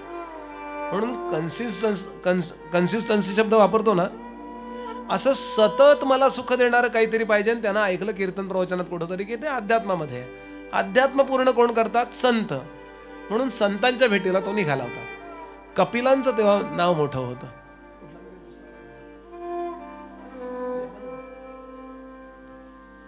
इथंही मला बदल व्हावा वाटतोय बघा. त्या प्रत्येक रागाचा एक मूड असतो ना. आणि निघाला. गोष्ट ऐका. आता काय होतंय, आपला आपण शोध घेता आपली तो माईक वार्ता याकरता ती मी गोष्ट सांगतोय. पालखीत बसला आणि कपिल खूप मोठे होते. कलकत्त्याला कपिल नावाचे खूप मोठे सत्पुरुष राहत होते. ते अतिशय महान होते. म्हणजे कपिलांनी सांख्य नावाचं तत्वज्ञान सांगितलेलं आहे. पहिलं कोणी सांगितलं असेल जगामध्ये? 6 शास्त्र म्हणतो ना, सांख्य, न्याय, वैशेषिक, योग, कर्ममीमांसा आणि ब्रह्मसूत्र म्हणजे उत्तर मीमांसा, अशी 6 शास्त्र आहेत. ती 6 ऋषींनी सांगितली आहेत. सुरुवातीचं पहिलं कपिलांनी सांगितलेलं आहे सांख्य. हे विश्व कसं बनलंय, किती द्रव्यांनी बनलेलं आहे, द्रव्याच्या पूर्वी गुण कसे तयार होतात, अप्रतिम आहे सांख्यशास्त्र. तर्कशास्त्र म्हणतात त्याला. आणि त्यातलं बरचसं गोपालकृष्णाने गीतेत सांगितलंय. 2रा अध्याय सांख्ययोगच आहे. आणि त्यांचं नाव ऐकलं आणि गेलं त्यांच्याकडे. निघाला म्हणजे त्या पालखीमध्ये बसला. पालखी चौघांनी उचलली आहे. काही काही ठिकाणी चौघच लागतात. कसे बसलेत आता ते ठक ठकॅक ठकॅक ठकॅक असंच चालावं लागतं. याचा पाय मागं त्याचा पाय पुढं असं नाही झालं. मिलिटरी मधले जर असं झालं तर ह्याचे बूट त्याला आणि त्याचे बूट त्याला लागतील ना. दोघांचे पाय बरोबरच असे झाले पायात असं आणि चाललेत. पण काय झालं, त्यातल्या एकाचं अचानक पोट बिघडलं. काय वाटेतलं पाणी खराब होतं, काय फूड पॉयझनिंग झालं माहिती नाही मला. काही तर कोथरूडला कुठंतरी त्यांनी काहीतरी खाल्लं, तिथं तो काय व्हायरस आला होता मला माहिती नाही. काहीतरी त्याचं बिघडलं. बरं, पोट बिघडलं ना की तुम्ही काही करा, 1-2-3 दिवस जातातच. त्याचा नंबरच तो तिकडच, त्याच्याकडे जायचं नाही, त्या बाजूला जायचं नाही आपण. त्याला जो दिलाय कोपरा आपण घरातला भयंकर बिघडलो. बरं, आता याला थांबायला वेळ नव्हता, त्याच्याकरता हा कशाला थांबेल. तिथे एक सत्पुरुष बसला होता. सत्पुरुष आहे त्यांना माहिती नाहीये. अगदी मळकट, अंगावर धूळ खूप आहे, कमरेला लुंगी आहे, गळ्यात स्वच्छ जानवं होतं तेवढं मात्र आहे, दाढी वाढलेली, असं न विंचरलेले केस, अशा जटा झालेल्या, आणि असं मस्त आपल्या मस्तीत होता. आहे नाही नाही वाला असा मस्त. तर त्या तिघांनी याला आग मारली, इकडे आहे रे म्हणे, जर पालखी उचल. त्यांना वाटलं धट्टाकट्टा दिसतोय, तब्येत चांगली यायची, हा उचलेल पालखी. उचलली त्यांनी. तो बरं म्हणला, आहे नाही. पुन्हा लक्षात घ्याल, कुठली तक्रार नाही, नो कंप्लेंट, कसल्याबद्दल काही no complaint, no request, no ग्लजिंग, नथिंग. आनंद हा बाहेर कुठेही नाहीये. आनंद आपल्या विचारावर, मी आनंदात राहणार आहे असं ठरवलं की आनंद. आणि काही झालं तरी मी दुसऱ्याचा आनंद हरून घेणार आहे असं ठरवलं की त्याचा एक वेगळा आनंद असतो. उचलली पालखी आणि चालायला लागली. अशा मोठ्या दांड्या त्याच्या, कल्पना करा. आरामशीर बसलाय राजा. आता रहुगण नाव त्या राजाचं. आरामशीर बसला. आता इथे झोप पाहिजे आपल्याला. थोड्या वेळाने चालली पालखी. आता गंमत कशी झाली, ते तिघ होते ते ट्रेंड होते. ठकॅक ठकॅक ठकॅक एका ठिकाणी चालायला लागतं ते. मग ती बरोबर पालखी चालते. याचं ट्रेनिंग झालेलं नव्हतं एक मुद्दा. आणि दुसरा म्हणजे तो जगाचा विचार करत होता. माझ्या पायाखाली एखादी किडा मरू नये, आळी मरू नये, मुंगी, मला जसा अधिकार आहे जगायचा तसा त्या मुंगीला पण आहे ना. दिसले की मुंगी मारा, काय गरज आहे.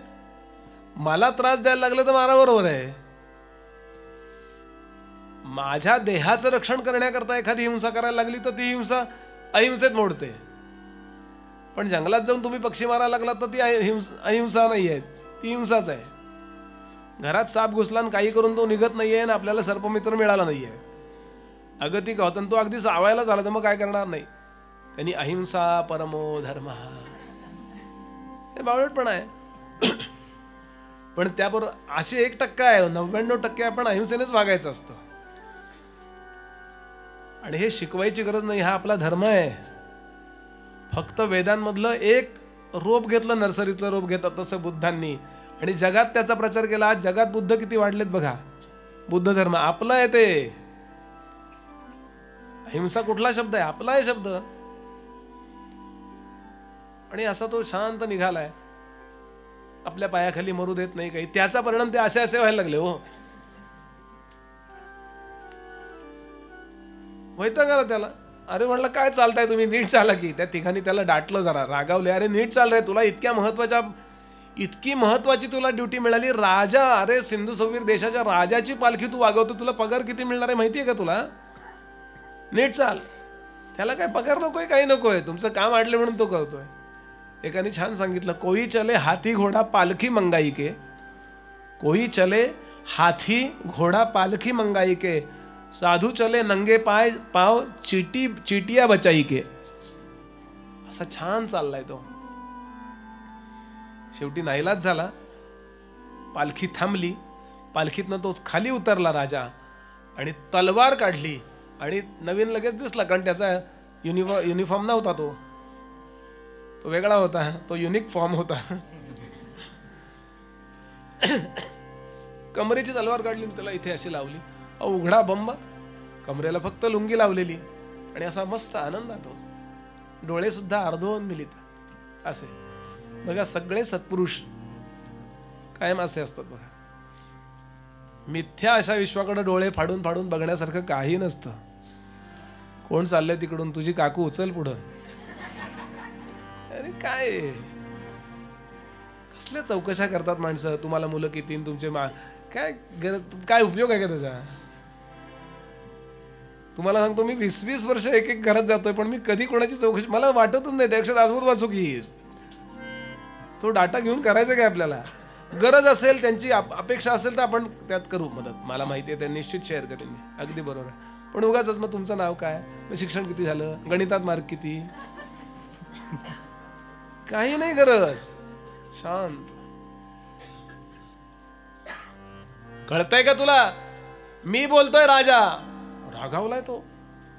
अरे किती वेळ झाला ती पालखी अशी त्याच्या डोक्याला 4-5 वेळा तो बांबू असा लागला. टन टन टन टन, आधी टक्कल पडलेलं. कळतं का तुला काही? कोण आहेस तू? नाव काय तुझं?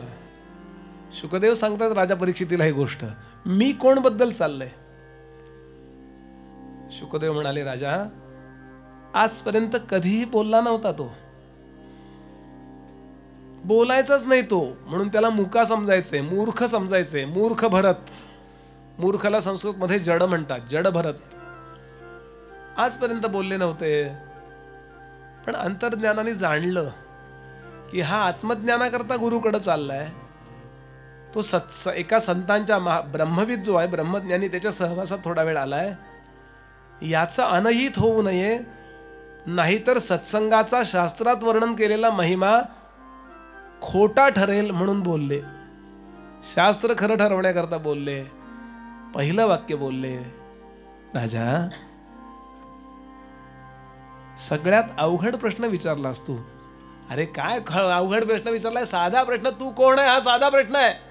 कुणी आणला रे याला धरून? हाच मिळाला का तुम्हाला? राजा ते गंभीर वाद्य घे किंवा खाली घे. हा तूच घे.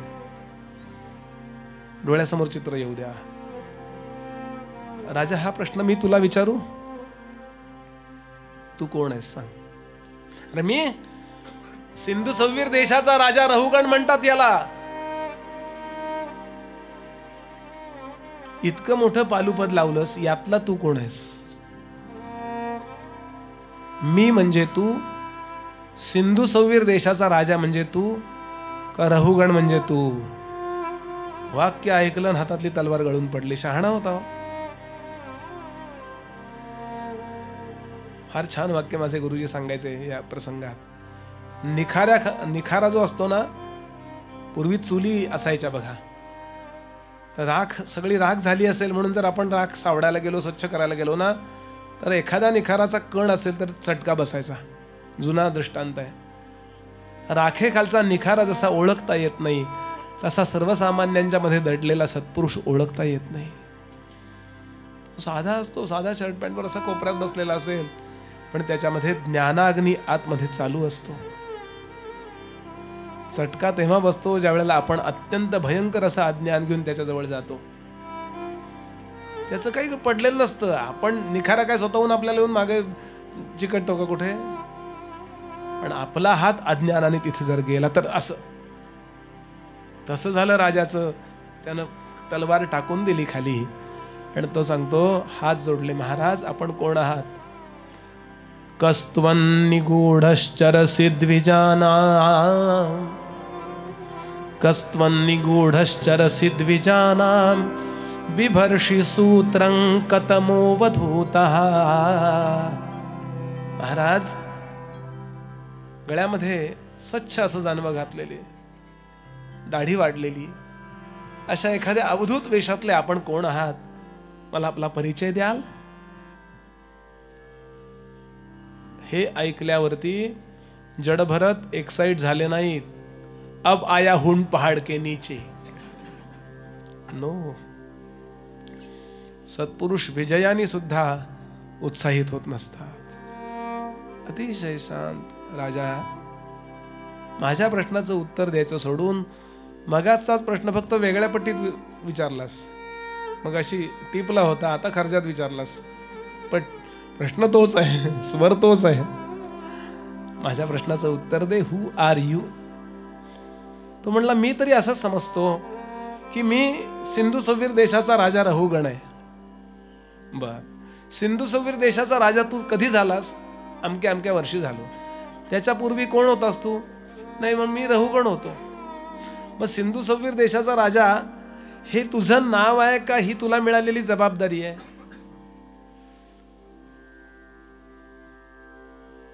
आता विचार करायला लागला. आपण बऱ्याचदा मम वरून मी ठरवतो. आपल्याला मिळालेला जॉब जो आहे, आपल्याला मिळालेलं काय जे असेल त्याच्यावरनं आपण मी ठरवतो. या लोकी धनवंत मी, प्रबल मी, विद्याब्धी मी, धीर मी, ज्ञाता मी, नरनाथ मी, विबुध मी, स्वानंद मी, शूर मी, भोक्ता मीच, सुजाण मी, सुजन मी, विद्याब्धी मी, धीर मी, मी हेच कळे परंतु न कळे कोठील मी कोण मी. देह स्त्रीचा धारण केलाय, आतला जीव समजतो मी स्त्री आहे. देह क्षत्रियाचा धारण केलाय, तो समजतो मी मराठा आहे. देह 55 वर्षाचा आहे, तो समजतो मी 55 वर्षाचा आहे. देह कीर्तनकार प्रवचनकार आहे, तो समजतो मी कीर्तनकार आहे. मला साधा मुद्दा सांगा, गाढ झोप लागल्यावर हे कुठं जातं? फार वेगळ्या तत्वज्ञानाची गरज नाही आहे. घट्ट झोप लागली, आपण स्त्री आहोत का पुरुष आहोत कळतं, आपण मुंगीत का हत्ती आहोत कळतं. मी गमतीने नेहमी सांगतो, नवे नवे कुणाचं प्रवचन सुरू आहे हे तरी कळतं का तेव्हा?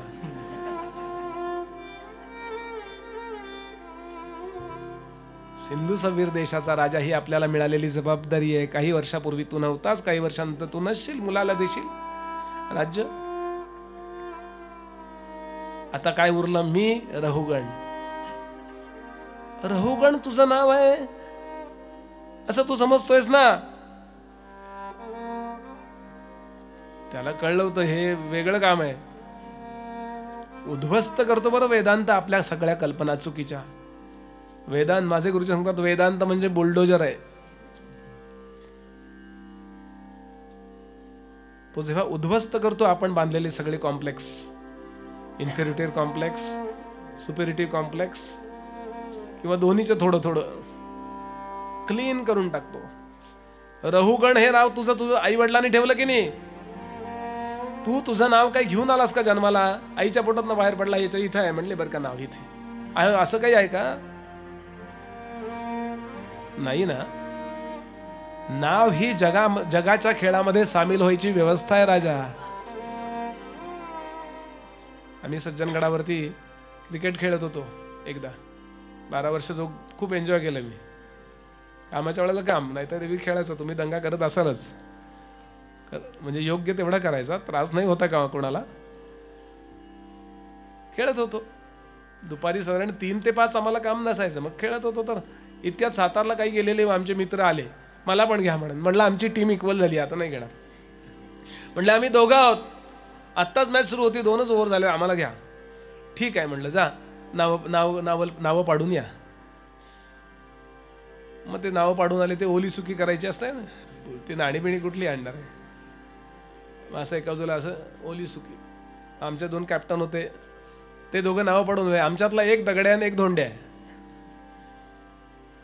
त्यांची ती नावं नव्हती बरं का. आमच्यातला एक दगड्या आणि एक धोंड्या आहे.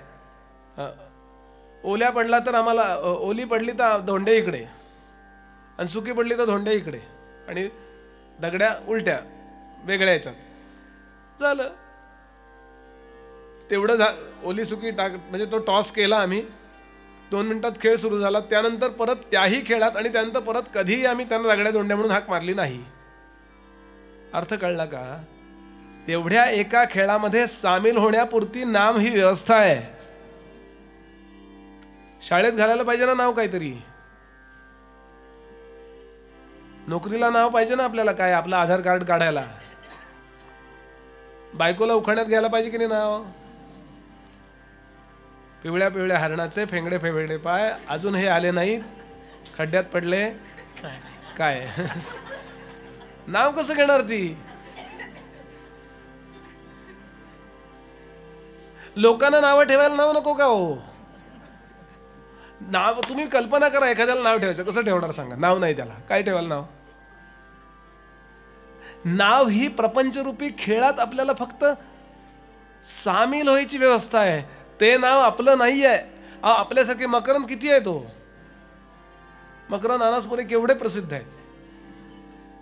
मकरंद नाथ आहेत, मकरंद स्वामी नाथ म्हणून आहेत आमच्या माधवनाथ संप्रदायातले, स्वरूपानंदांचे केवढे अधिकारी आहेत, खूप आहेत मकरंद. आपल्यासारखी नावं किती आहेत, पण मग आडनाव वेगळं असतं, वडिलांचं नाव वेगळं असतं. असं एक एक एक एक एक एक विचार करा. आणि गंमत म्हणजे आपलं नाव नसताना सुद्धा आपण ओ देतो काही वेळा. गर्दीमध्ये जर आपल्याला दादरच्या पुलावरनं हाक मारली, दादरला केवढी गर्दी असते आपण बघितलंय, इकडून वेस्टर्नहून या इकडे जाताना, वरनं फक्त तुम्ही बावळटा म्हणून हाक मारा, 100 80 लोक वर बघतात. कारण केव्हा तरी हे नामकरण आपल्या घरी झालेलं असतं.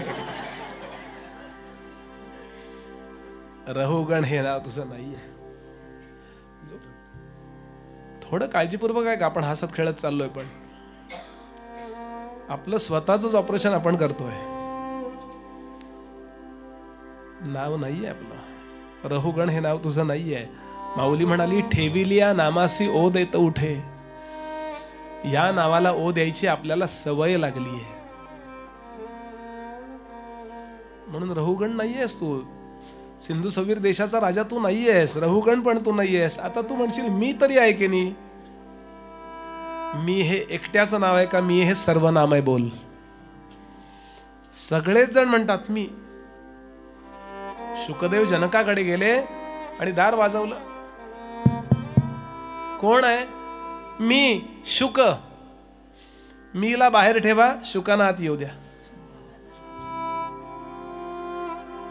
मी म्हणजे काही नाहीच आहे हो. देहाचा विचार केला तर मगाशी म्हणलं तसं या सगळ्यातनं बनत ते आलंय. पंचमहाभूतांचं शरीर आहे. आई वडिलांनी बनवलंय असं नका विचार करू. आई वडिलांच्या मध्ये सिस्टीमने बनवलंय, आई वडिलांच्या द्वारा. अहो कित्येक आई वडील असं आहेत ना, त्यांना नाहीत मुलं बाळ. डॉक्टर्स आहेत, ते गायनाकॉलॉजिस्ट आहेत, त्यांच्या औषधाने लोकांना मुलं झालीत, पण त्यांना नाही झाली. फक्त निमित्त मात्र आहेत आई वडील. सिस्टीम मध्ये हे शरीर बनलंय, त्यांचंही तसंच बनलंय. हे असं चाललंच आहे अखंड. म्हणून मी नावाची गोष्ट काही नाहीये. देहे तव पाचा भूतांचा 20व्या दशकातल्या 10व्या समासातली शेवटच्या 13 ओव्यातली ओवी आहे. देहे तव पाचा भूतांचा, करता आत्मा तेथीचा, आणि कवित्व प्रकार मनुष्याचा काशावरून मी नाही लिहिला दासबोध सांगतायत ते. शरीर पंचमहाभूतांचं आहे, आतल्या चैतन्यावर आपली मालकी आहे काय? आतलं जे काही चैतन्य आहे, जिवंतपणाचं कारण काहीतरी आहे ना आतमध्ये. या जिवंतपणाच्या कारणानं या देहाशी कनेक्शन तोडलं की घरासमोर गर्दी. तिथे उपस्थित आहे आत्मा, उपस्थित आहेच आहे तिथे. तो काही तो गेला नाहीये, आत्मा नसतो जात, प्राण जात असतो. कारण बाकी पोटामध्ये सगळं वाढतच ना. समजा पोटात आळ्या आहेत, त्या वाढतात की नाही? म्हणजे आत्मा असल्याशिवाय ते वाढतील का? सूर्याचा प्रकाश जसा सर्वत्र असतो ना, तसा सार्वभौम आत्मा आहे. त्याच्यापासून कनेक्शन प्राण घेतो, कनेक्शन तुटतं. पूर्वी ते दिवे यायचे बघा, लट्टू यायचे ना पिवळे असे, आठवतंय का आपल्याला? बघा आता हे सगळे LED नामके तमके आले. पूर्वीच्या काळी टंगस्टनची तार असायची आतमध्ये. 60चा दिवा, 200चा दिवा असायचा, आठवतंय का? आमच्या गल्लीत कोणाचा दिवा गेला की ते मला बोलवायचे का? मी तो बल्ब घ्यायचो ना, असं करून बरोबर ऍडजस्ट करून लावायचो परत. तो कनेक्शन करता सांगतोय. वीज दोन्ही बाजूला असते, निगेटिव्ह पॉझिटिव्ह असतं, फक्त कनेक्शन तुटलेलं असतं. ते होतं इथे. ते कनेक्शन तोडणारा कोण आहे? आणि कशाचं कनेक्शन तुटल्यावरती देहाचा हात नव्हे, पापणी सुद्धा हलत नाही. विचार केलास का राजा? तुझ्या पालखीचा जरा मागं पुढं झाल्यावर लगेच तलवार घेऊन माझ्या अंगावर धावून आलास. मी हे बोललो नसतो, माझ्या जागी एखादा साधा असता त्याची मानही उडवली असतीस. जन्माला घालू शकतोस का मला तू?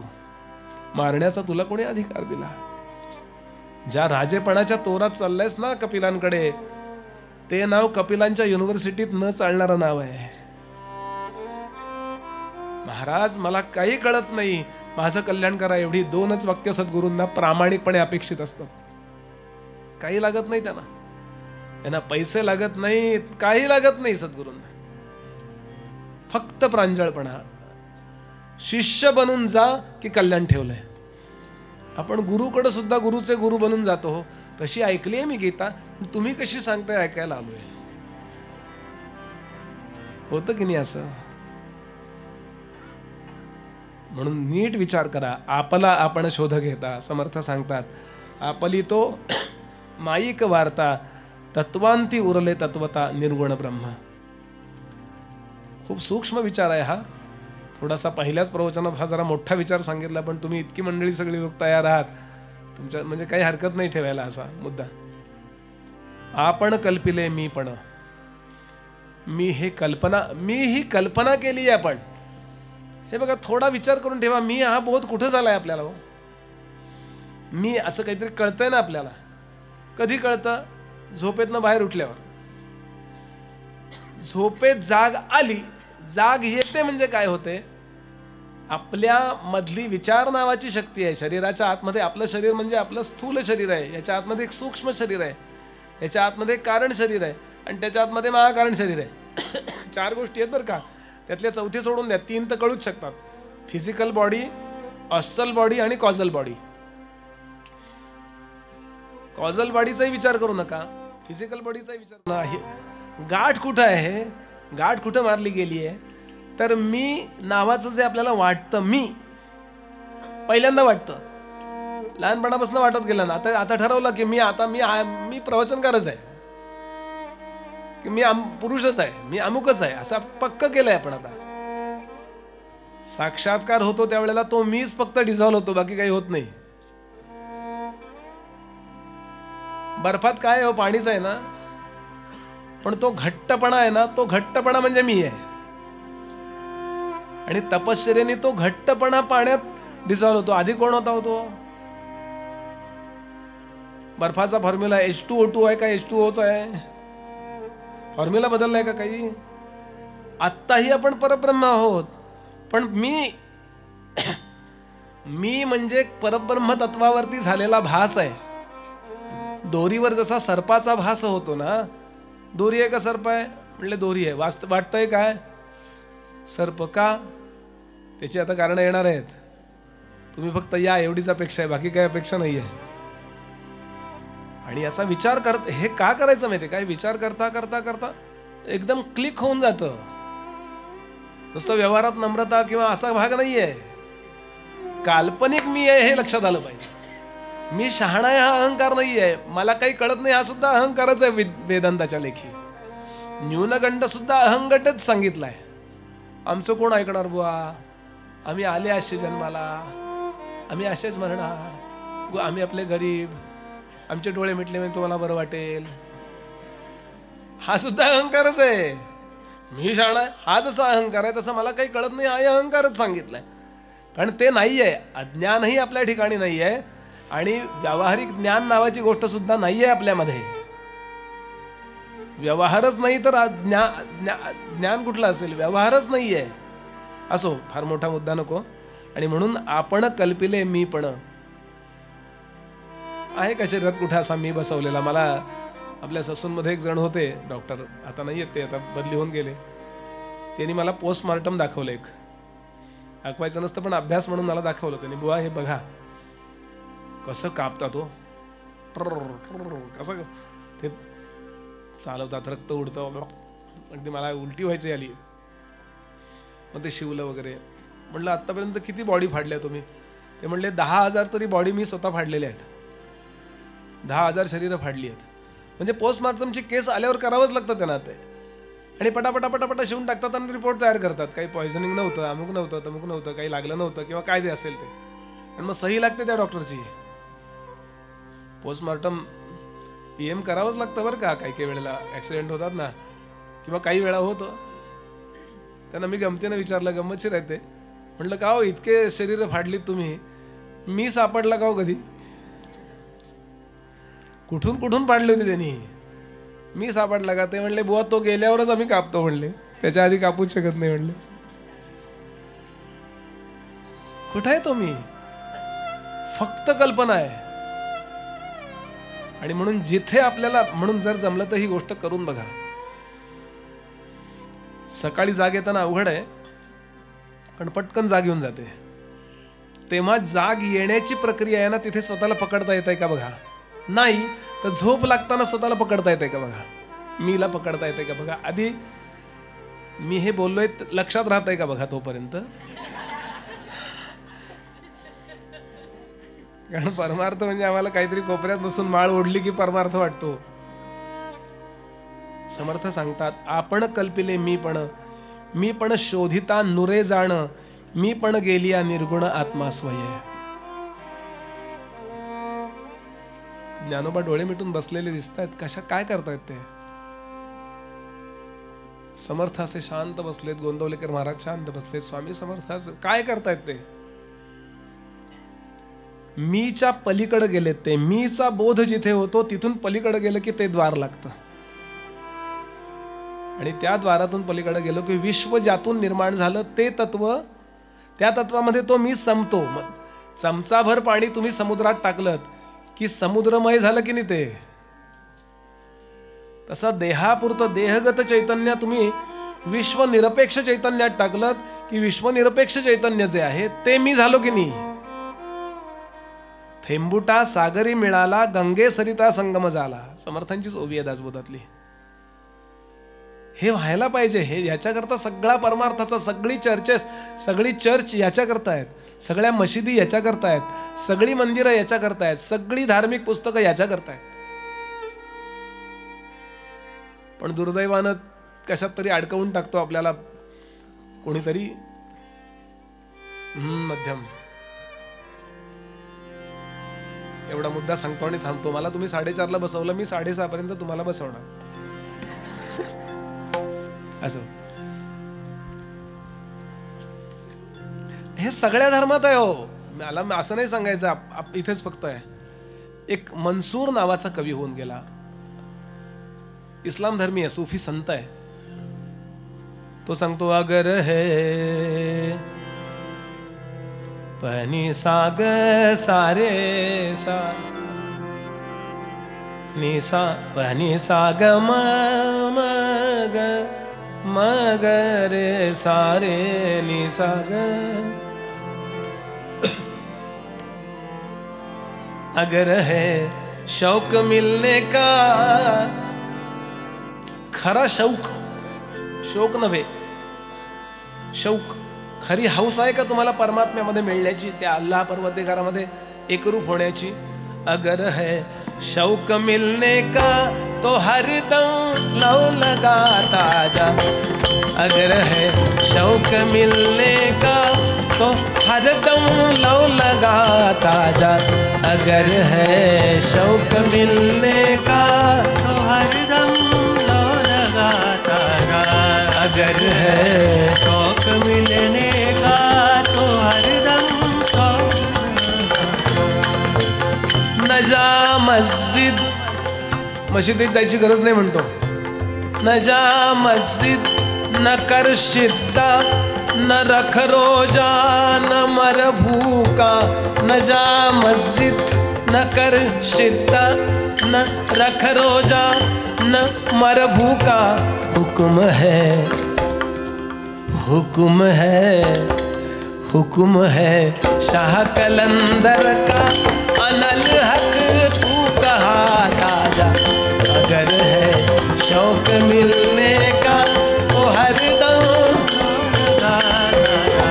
अगर है शौक मिलने का तो हरदम लौ लगाता जा.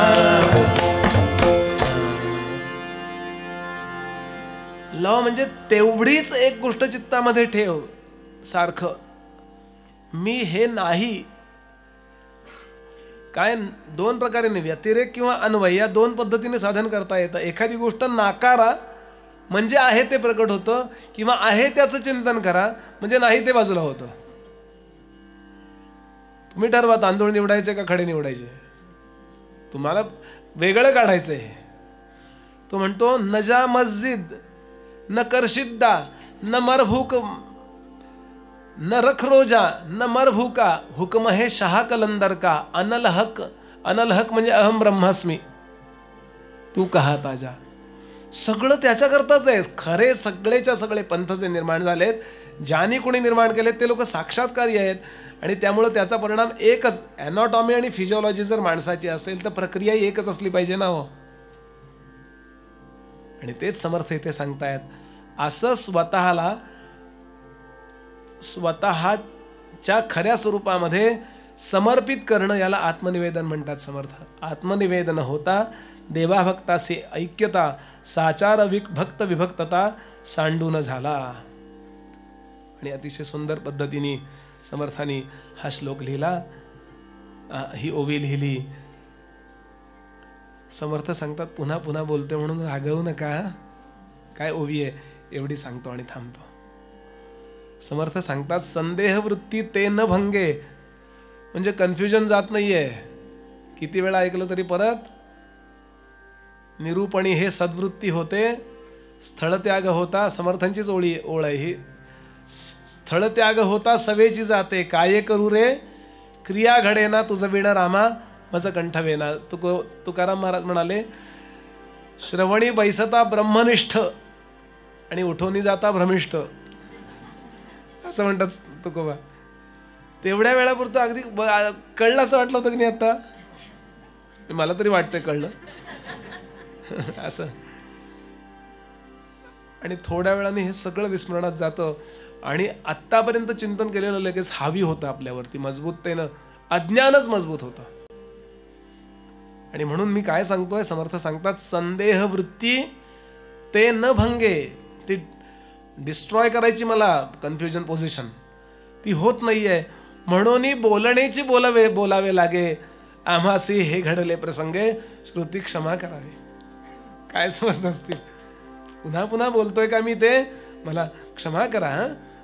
तुम्हाला तुमचं कन्फ्युजन जावं म्हणून बोलतोय हो मी. केवढा मोठा आहे महापुरुष हो हा. आणि तरी केवढी नम्रता. यानंतर पुढच्या युगांचा काळांचा हिशोब सांगणारा अप्रतिम असं तत्वज्ञान सुरू होतं. विश्व निर्माण झाल्यानंतर कशा पद्धतीनं असं आहे की जगाचं व्यवस्थापन कसं केलेलं आहे याचा मोठा हिशोब करून ठेवला आहे व्यासांनी. खूप मोठा हिशोब. त्याचा विचार आपण एक 15 मिनिटांनी करूया. आपण चहा काय असेल पदार्थ मला माहिती नाही, थोडंसं फ्रेश होऊन 15-20 मिनिटांनी परत या. एक काही पद वगैरे तुम्ही म्हणाल मग लगेच आपण सुरुवात करूया. जय जय रघुवीर समर्थ.